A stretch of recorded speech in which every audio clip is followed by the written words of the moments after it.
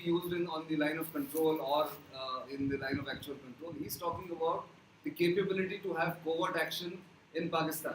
For the first time, some defense minister has actually said that we can hit you where it hurts, and it was taken completely out of context and is put in there. So please, understand it fully, and then talk about what he's saying. We are not. He did not say, and I have that full text of that thing which somebody else like Ajay Shukla, for the first time I think in my memory, has put out that entire thing and said he talked about the possibility of covert operation, not terrorists being used like that. So that's the end of. Yeah. So anyway, so that was. So, should I continue? Yes. Okay. I'll just answer two or three quick things that you had asked, and then I'll hand over to the others. Absolutely. You asked about entrepreneurship on MSME, and that's exactly what the new DPP will be, the Defense Procurement Procedure. That there used to be a category called in the DPP, the Defense Procurement Procedure, called Buy Global. That category is going to be most likely to be abolished. It will be make in India, make and buy India, or go global under the FMS route, that is the foreign military sales or government to government sale. So the entire thing will have to come into MSME, and there is a new, not a new organization, but an association of MSMEs which is coming up, which has come up already, called Defense Innovators Companies in India.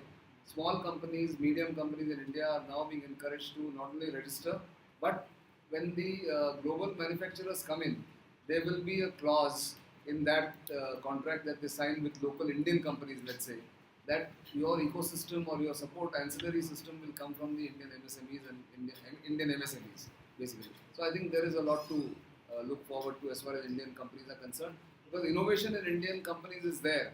Unfortunately, they have not been encouraged by the defense forces themselves. They find it easy to go and buy abroad and bring it in. So that is being now discouraged. As long as you get it in India, you will not go abroad. So that is going to be one thing. I agree with the gentleman there who said perception management about land bill. I mean, this is not my question, but I'm still saying that I think the government has fallen a little short of communicating it rightly. In many cases, not just land bill, but many cases, that some of the work that they have done, the black money bill, the corruption, the punishment for corruption that has come in, they've not been able to communicate it as effectively as the BJP team or the Prime Minister did in the run-up to the elections. That has not happened. Science and technology, the lady asked there, yes, I think that's a shortcoming, but there is one hope that somebody like V.K. Saraswat is in the Niti Aayog, who's a renowned scientist, defense scientist. Maybe you should write to the Prime Minister directly on that website that is there, myindia or mypmo.com, and give that suggestion. It's a very good, very important question. Science and technology is the backbone of research and innovation in the country, and I think that should be taken up. Yes, it is part of that. Yeah, yeah, it can be connected. I just to understand if I understood correctly the interoperability that you asked. See, Indian Air Force as it is operates 6 different types of aircraft, right? So it's not something that they cannot cope with. Sometimes what will be the ideal situation? The ideal situation will be that every aircraft that we operate should be manufactured in India. That time we'll have no other aircraft there, and we can have full interoperability. But I don't know what you mean by interoperability, because no, it is, you're talking about the variety, not interoperability.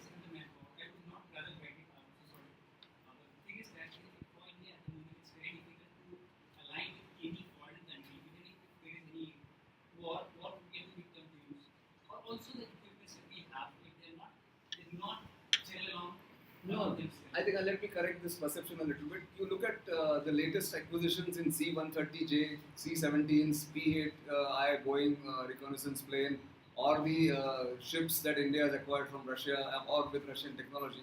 So there is enough. Rafale is a new thing, but it's one or two squadrons. I mean, how does it matter? Because you will have a separate people to operate that.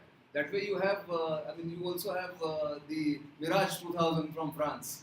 So there is a lot of familiarity. See, sometimes you have to look at national interest and immediate requirements rather than going into all this. I agree. Air Force is not very happy that they have to operate so many of the aircraft that they're doing. But because we've not had acquisition, we haven't bought a artillery gun for the last 28 years. After 1987, you're surely aware. So because of that backlog, we have to make up that backlog so that it does not go beyond the level where it is absolutely critical and people. We have air defense guns of the 1970s vintage L-70s. The problem is also the army and the navy. Yeah, sure. I agree. We can talk about it separately. Let's not take the time here. So, and CAG report that you asked, last question. Again, this was the standing committee report is for the years 2013, 2012, 13 and 13, 14. After that, and this is to the credit of the previous government, let me be very frank about it, that they had put in place after General Bikram Singh had talked about the shortages and General VK Singh had written a letter about the shortage of ammunition. They had put in place a sequential acquisition plan for ammunition. And let me assure you that the 20-day thing that they're talking about was for 2012, 13 and 14. Now, if the war happens, I can tell you that it has doubled. The capacity of the Indian Armed Forces has doubled to about 40 days. And in any case, no war is going to last for more than 7 days, let me tell you, in today's world. 7 or 8 days. So let's not worry too much about it. Again, this is a very selective quote which is taken from the CAG report and bandied about and been given out in the papers. So don't get too alarmed about it. Things are okay. Yes. I agree that we did not get into specifics. Like you talk about making India, yes. The whole idea was that first, at the outset, I have to clarify that I'm not a spokesman of the government. I am a journalist trying to give a broad overview of certain critical areas where things are changing. But that doesn't mean that there is a revolution. There has not been a revolution. I also pointed out to certain problems, bureaucratic red tapeism, the resistance of the system to the changes, a lot of things are there. And in many places, like Nitin pointed out, police reforms, I mean, you name it, legal reforms, there are n number of areas where the work is yet to begin. But the broad indicators are that overall, in the critical areas, there is a positivity, and we are looking forward to change. The intent, at least, what you call in Hindi, नियत ठीक लगती है अभी तक के हिसाब से नीतियां बननी बाकी very critically you see there are things you talk about making India just to get into really making India because there are so many per crop, more crop. I mean the kind of slogans that have come up in the last 1 year is unprecedented. So many of them. Sabka Saath, Sabka Vikas, you just name it. No other government in post-independent Indian history has come up with so many positive slogans. But many of them, I do concede, are yet to be implemented. They will take time. But Make in India, the whole concept is that in India we have been reduced because manufacturing has gone for a toss. China has excelled in manufacturing. I in fact tell people that today even the Diwali idols that we buy, forget everything else. You have those little Ganeshas and all those. I mean, you can make out they are all Chinese make. So your gods and goddesses are also now manufactured in China. So that is the kind of Chinese. They are wholesale factories, where they are just and they will give you. There is also a misconception that Chinese products are all bad and they don't have a life. No. I'm sorry, they produce both good and bad. It depends on the importer here which stuff and for what price he takes it and he wants to sell. So it has become a manufacturer's paradise. We have been reduced, I'm sorry to use that term, to a country of a nation of shopkeepers. And if we had our way in the previous government and in the previous regime and the multi-branding retail was to be allowed, then we would have been reduced to a country of salesmen and salesgirls, sales boys and sales girls. I mean, that's what. Thankfully, it was opposed and it's not now coming to, this government is not allowing that much. Otherwise, even service sector where we had some kind of a dominance, even that would be kind of taken away by the multinationals and the big brands. So Make in India is very important. That's why you see the Prime Minister, whichever country is going, see there is a lot of criticism. He himself has explained that in the first year itself he has travelled to 17 countries precisely for the reason that today when he goes with this kind of a mandate and still ground level support, massive popularity rating, he is taken far more seriously.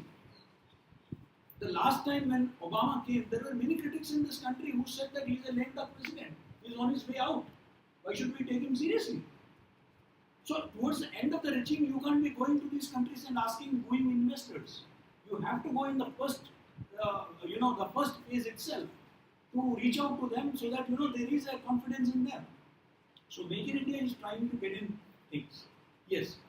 So far as, and I would say that housing for all, yes, there are hindrances, and it's an ambitious thing.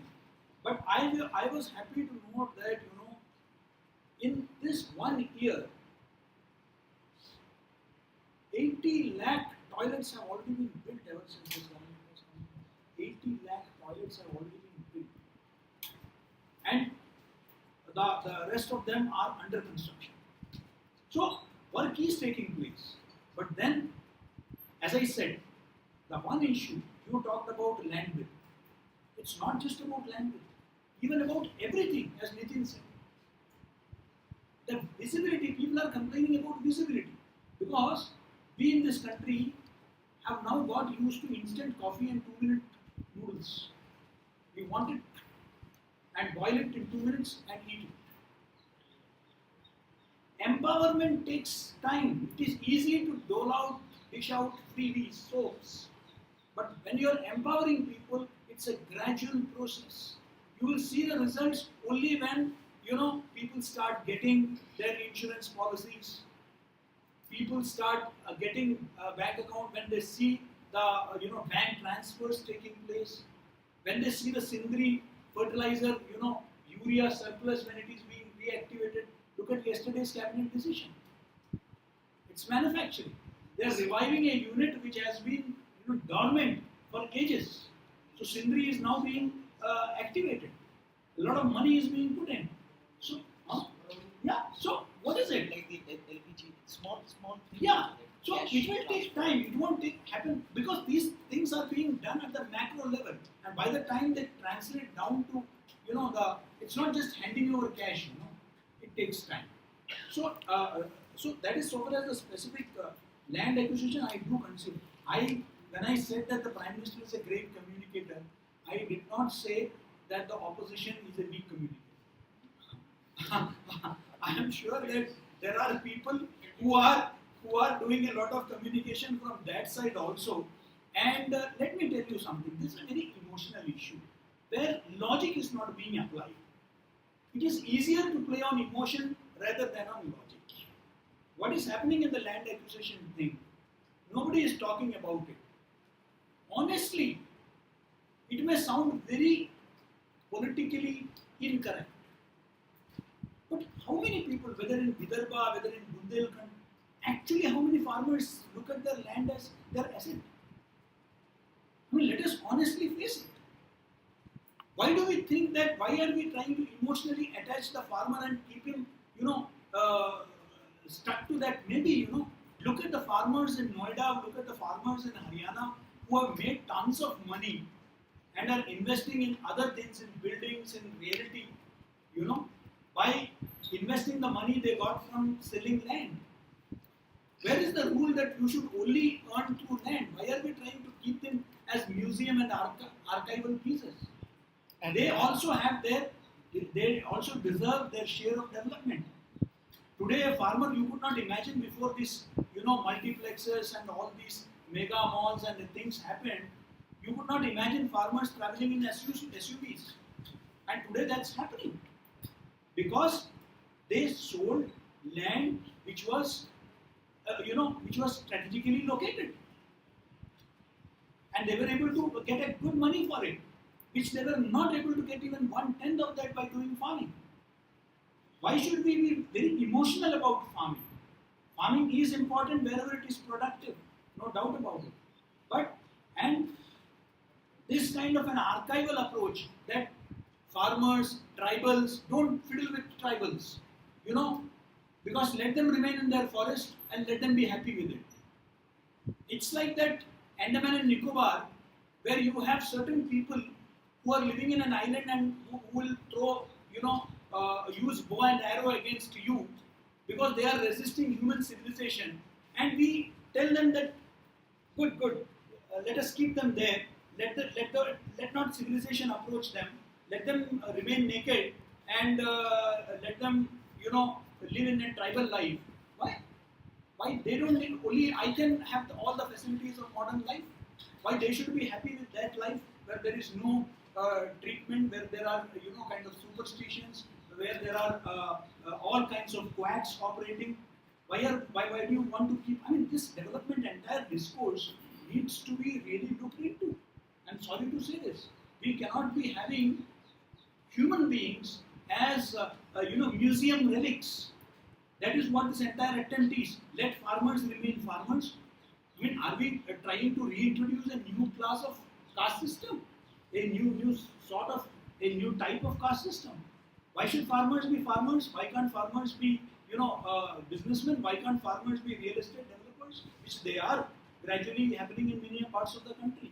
If their farm can fetch them money and they can get a job in the nearest factory, why are we depriving them of that? Why are we emotionally attaching them to the land? So far as the compensation is good and they are taken care of, I have no problems. I don't have any piece of land, but I am leading a comfortable life in Delhi. I don't have a single piece of land under the sun. I don't have. But I am leading a comfortable life, reasonably comfortable life. So where is it written that you need to have a piece of land to lead a comfortable life? Friends, lastly, I know you have a very important question, but I believe that central universities have nothing to do with decentralization. It's a totally different subject. And Anirban being an academic, I consider him an expert on HRD. The specific law that you are referring to, I'm sure he would be able to deal with. But I can tell you, central university is part of the central government. It has nothing to do with the states or decentralization. It's an altogether different issue. The rest of the details, I'm sure that you would be able to handle. Thank you. I think there was one question addressed to him. Yeah, that's a very short question about the number of about the MOUs and their fate.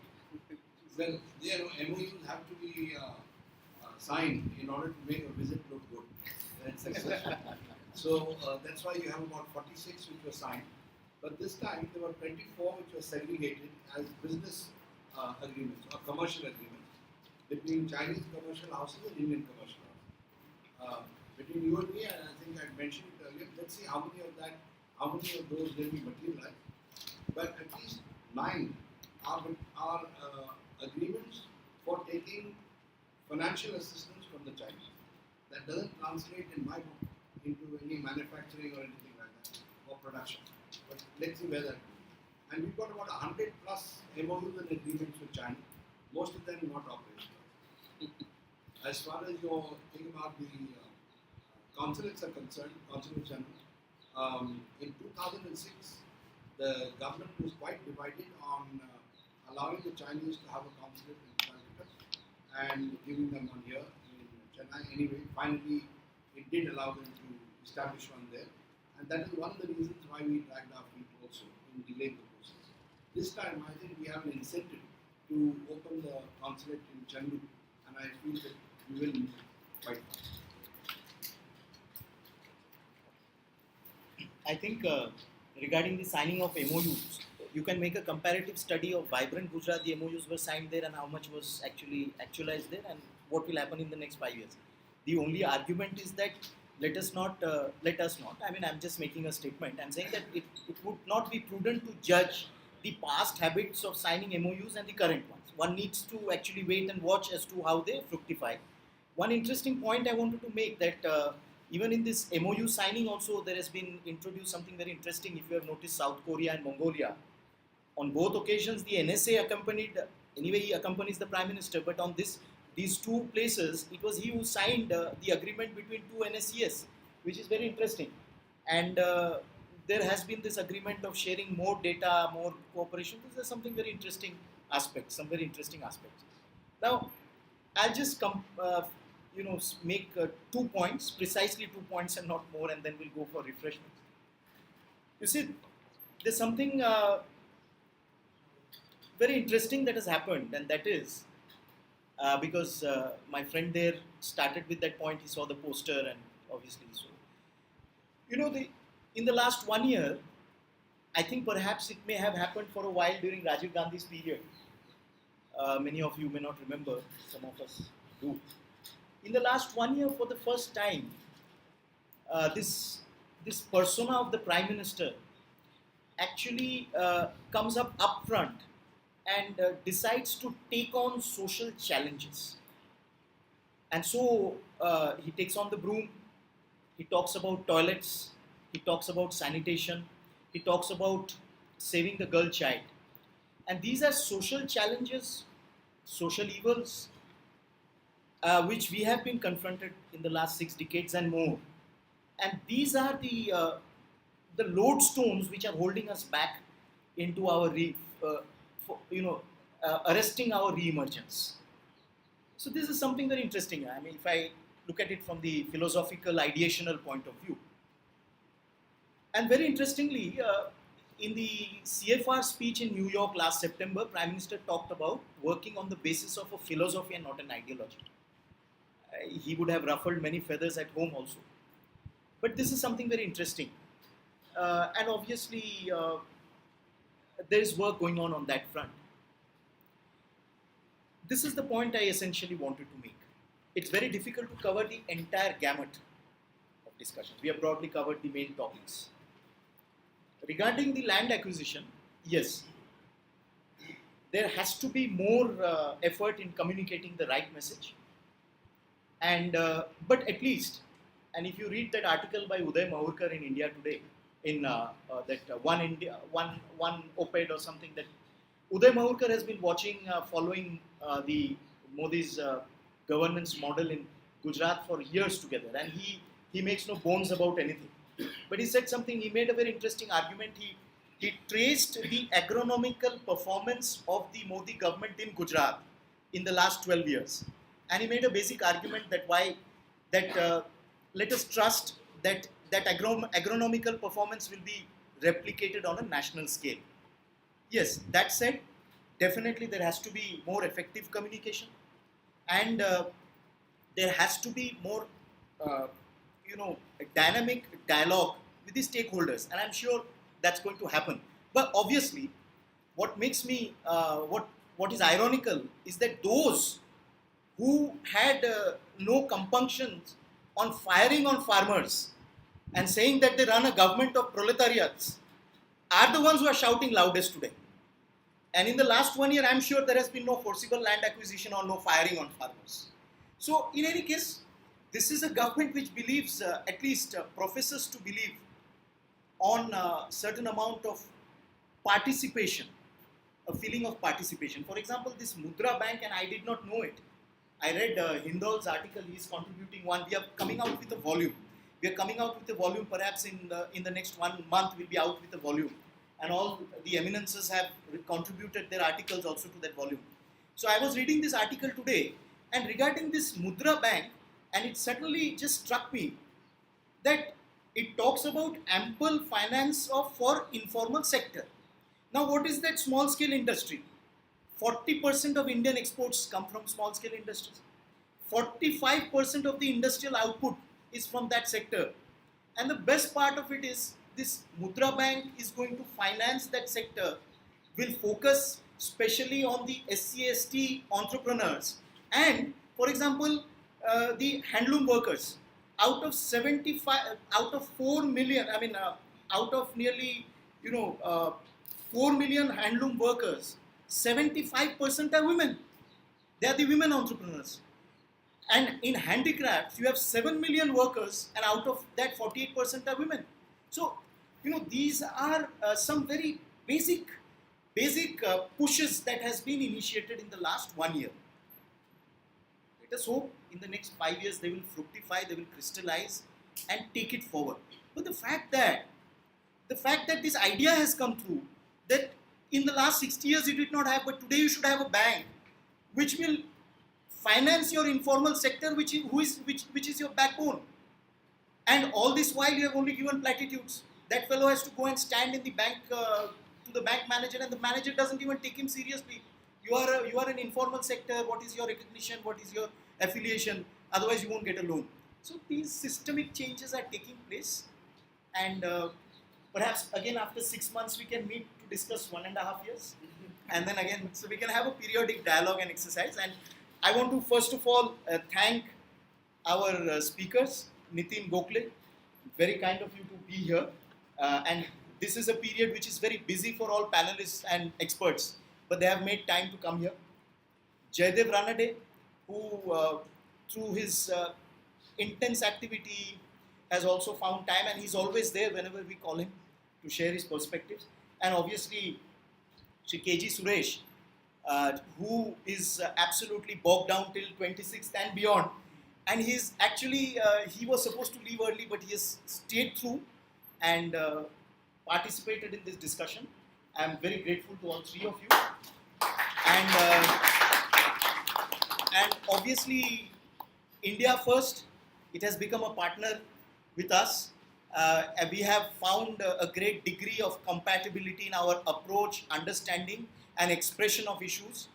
And I just hope that such movements, such organizations keep strengthening themselves, and with this kind of support, it has really made its mark. I'm perhaps quite sure when I say that no other central university, or very few perhaps, have such a vibrant platform where people are welcome, experts are welcome to come and share such ideas at such a dynamic level. And last again, but not the least, all of you who have come here braving the 44-degree Delhi